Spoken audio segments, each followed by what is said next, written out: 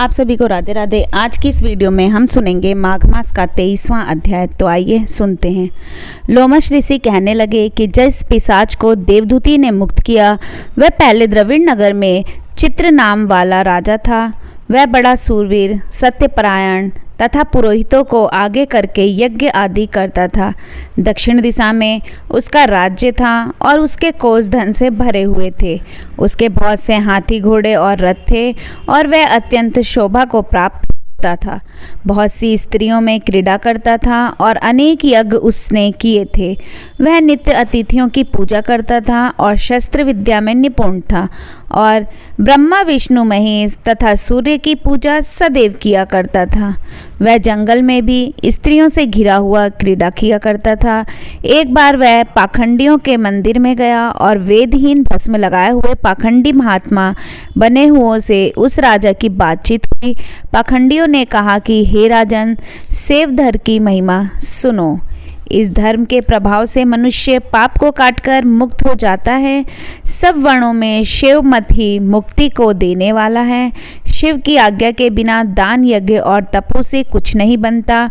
शिव का सेवक होकर भस्म धारण करने, जटा रखने से ही मनुष्य मुक्त हो सकता है। जटा धारण करने तथा भस्म लेपने से ही मनुष्य शिव के समान हो जाता है। इसके बराबर कोई पुण्य नहीं है। जटा भस्म धारण किए हुए सभी योगी शिव के सदस्य होते हैं। अंत, जड़, नपुंसक तथा मूर्ख सब जटा से ही पहचाने जाते हैं। शूद्र वर्ण के शिव भी पूजनीय हैं। विश्वामित्र क्षत्रिय होकर तप से ब्राह्मण हो गए। वाल्मीकि चोर होकर उत्तम ब्राह्मण हो गए। अतएव शिव पूजन में किसी बात का विचार नहीं है। तप से ही ब्रह्मत्व प्राप्त होता है, जन्म से नहीं। इस कारण शिव का दर्शन उत्तम है तथा शिव के सिवाय दूसरा देवता का पूजन ना करें। शिव तपस्वी को विष्णु का त्याग करना चाहिए, ना ही विष्णु की मूर्ति का पूजन करना चाहिए। विष्णु के दर्शन से शिव का द्रोह उत्पन्न होता है और शिव के द्रोह से रोरवादी नरक मिलते हैं। इसी से भवसागर से पार होने के लिए विष्णु का नाम भी ना लेना चाहिए। शिव भक्त निशंक होकर शिव से प्रेम करता है, वह कैलाश में वास करता है। इसमें कुछ संदेह नहीं है। इस धर्म के पालन करने वाले का कभी नाश नहीं होता। इस पाखंडी के ऐसे वचन सुनकर राजा ने मोह में आकर उनका धर्म ग्रहण कर लिया। वह वैदिक धर्म को त्याग दिया, श्रुति, स्मृति और ब्राह्मणों की निंदा करने लगा। उसने अपने घर के अग्निहोत्र को बुझा दिया और धर्म के कार्य बंद कर दिए। विष्णु की निंदा और वैष्णवों से द्वेष करने लगा और बोला, कहाँ है विष्णु? कहाँ देखा जाता है? कहाँ रहता है? किसने देखा है? और जो लोग नारायण का भजन करते थे उनको दुख देता था। पाखंडियों का मत ग्रहण कर राजा वेद, वैदिक धर्म, व्रत, दान और दानियों को नहीं मानता था। अन्याय से दंड देता। वह कामी राजा सदा स्त्रियों के समूह में घिरा रहता और क्रोध से भरा रहता। गुरु और पुरोहितों के वचन को नहीं मानता था। पाखंडियों पर विश्वास करता हुआ उनको गांव, हाथी, घोड़े और सुवर्ण आदि देता था।